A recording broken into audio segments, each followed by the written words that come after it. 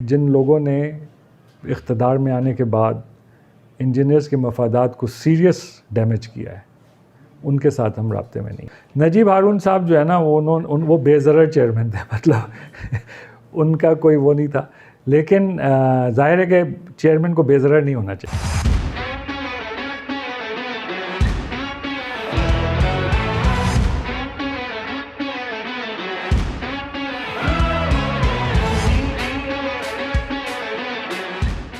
एक तो इंटरेस्टिंग ये ज़रूर है कि इसमें नंबर ऑफ़ वोट्स जो हैं वो पिछली दफ़े से काफ़ी ज़्यादा हैं। दूसरे जो इंटरेस्टिंग ये है कि ये जो है वो यूथ का इलेक्शन है। जो नंबर ऑफ़ यूथ्स हैं वो अब नाउ कॉन्स्टिट्यूट टू, अच्छा मैं यूथ किसको कहता हूँ, क्योंकि अब हम उम्र के उस हिस्से में हैं कि हमारे जो 5 साल जूनियर जो हमसे, हम उनको भी यूथ कह सकते हैं। लेकिन मैं वो यूथ उन लोगों को कहता हूं जो इस इलेक्शन में हिस्सा नहीं ले सकते, यानी वो तमाम लोग जिनके ग्रेजुएशन को 20 साल नहीं हुए, मेरी नज़र में वो यूथ हैं। और वो यूथ जो है वो सिवियरली जो है वो अनरिप्रेजेंटेड है इन द काउंसिल। काउंसिल जो भी काम कर रही है वो उनके मफादात के मुताबिक नहीं कर रही है। वो कैसे कि जिस तरह बेरोज़गारी बढ़ रही है हमारे यूथ के, इंजीनियरिंग यूथ में, आपने अगर देखा हो पिछले कॉन्वोकेशन में एनईडी के अंदर, आप उसमें पता नहीं मौजूद थे, आप आए थे कि नहीं, लेकिन ये कि लड़कों ने नारे लगाए थे कि वेलकम टू अनएम्प्लॉयमेंट। जितने एनईडी के ग्रेजुएट थे उन्होंने एक जगह जमा होकर ये नारा लगाया कि वेलकम टू अनएम्प्लॉयमेंट। तो ये जिस तरह की फ्रस्ट्रेशन यूथ में इस वक्त मौजूद है वो पहले नहीं थी, और इस हवाले से ये इलेक्शन जो हैं वो डिफरेंट हैं पिछले इलेक्शंस के मुकाबले में। अब ये जो फ्रस्ट्रेशन है, will it come out in the elections और not, this we will have to see. लेकिन ये कि इनकलाब के इंग्रेडिएंट जो हैं वो मौजूद हैं। अच्छा ये बताइएगा कि हर सियासत में पॉलिटिकल रोल जो है पॉलिटिकल पार्टीज़ का भी रहता है, क्योंकि इंजीनियर है वो किसी न किसी तरीके से पॉलिटिकल टिल्टेड होते भी हैं, नेचुरल बात है। माजी के इलेक्शंस के निस्बत में इस दफ़ा पॉलिटिकल पार्टीज़ का रोल आप कितना देख रहे हैं और नताइज पे कितना असरअंदाज होगा? देखिए, एक अगर आप इंटरेस्टिंग वो देखें तो यू वुड बी सरप्राइज्ड कि ऐसा है, और इसको आप डिनाई नहीं कर सकते।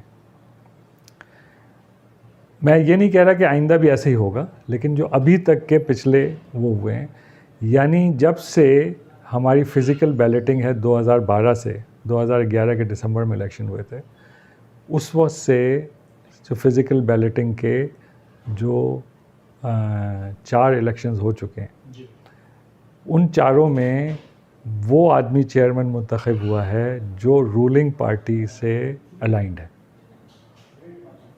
2012 में 11 में पीपल्स पार्टी की गवर्नमेंट थी, तो कादिर शाह साहब इलेक्ट हुए।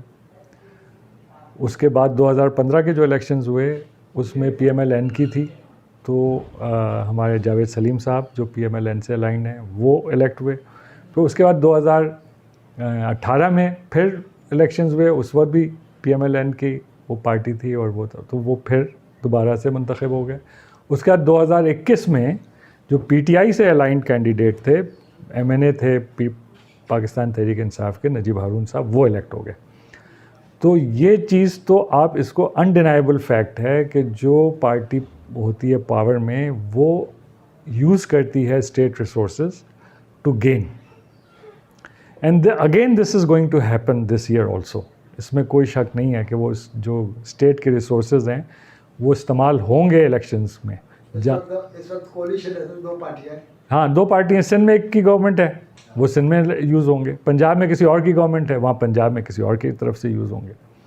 तो इस हवाले से जो पार्टीज़ इलेक्शन वो हैं वो अपने रिसोर्सेज को नॉट ओनली टेंजेबल रिसोर्सेज जैसे कि जो फिज़िकल रिसोर्सेज हैं गवर्नमेंट के वो यूज़ करते हैं, बल्कि जो दूसरा रिसोर्स है, जो इन्फ्लुएंस का रिसोर्स है, वो बहुत तादाद में बड़ी उसमें वो इस्तेमाल होता है। हमारे साथ कई दफ़े हो चुका है कि हमारा जो एक मुल्तान बड़ा इम्पॉर्टेंट वो था, जो हमारे कैंडिडेट वहाँ लीड कर रहे थे सारी कैंपेन को, एन मौके पे जब वो हुआ तो उनको वहाँ से ट्रांसफ़र हो गया।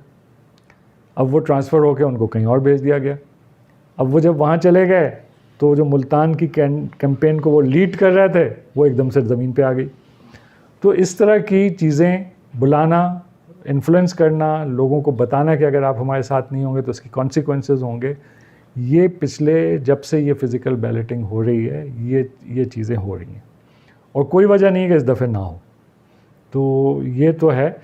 तो ये एक और फ्रस्ट्रेशन जो इंजीनियर्स की है कि वो अब उस तरफ जो है ना पार्टी इलेक्शंस की तरफ जा रहे हैं इंडिविजुअल इलेक्शन से।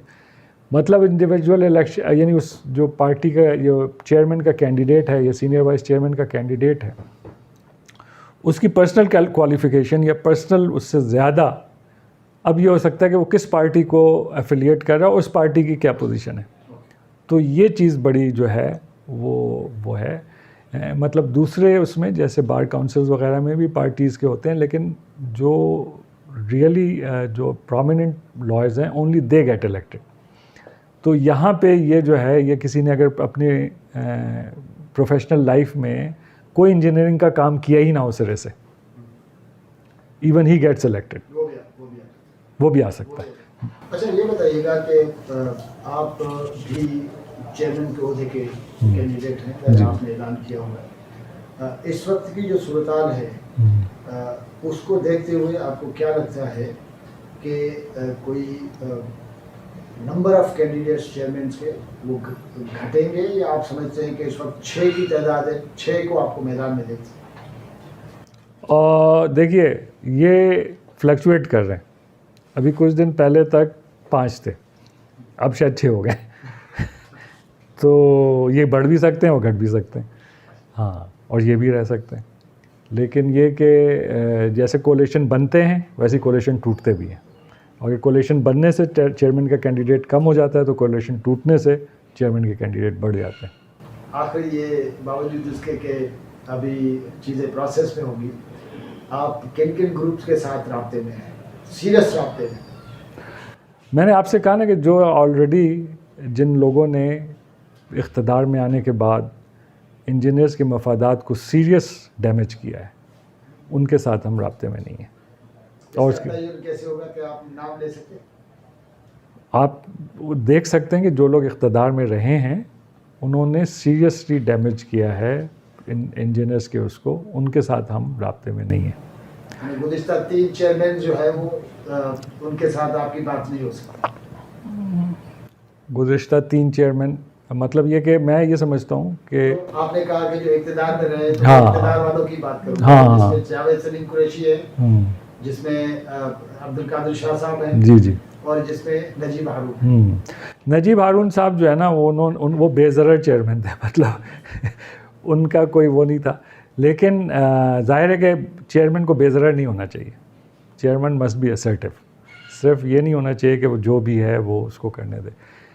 और ये इनके दौर इक़्तिदार में बहुत ज़्यादा, क्योंकि वो नहीं रहा, तो लेकिन ये जो उससे पहले 2 चेयरमैन रहे हैं, उन्होंने मेरे हिसाब से जो इंजीनियर्स के मफादात हैं, चाहे वो सीपेक का सिग्नेचर हो जिससे वो उन्होंने तमाम सीपेक उनको पीसी के उससे बालातर कर दिया रूल्स एंड रेगुलेशन से, इस तरह का हो, या फिर इंजीनियर्स की जो इलेक्शन में उनकी कंटेस्टिंग की लिमिट बढ़ा के 20 साल कर दी गई, उस पे मेरे बड़े सीरियस रिजर्वेशन हैं।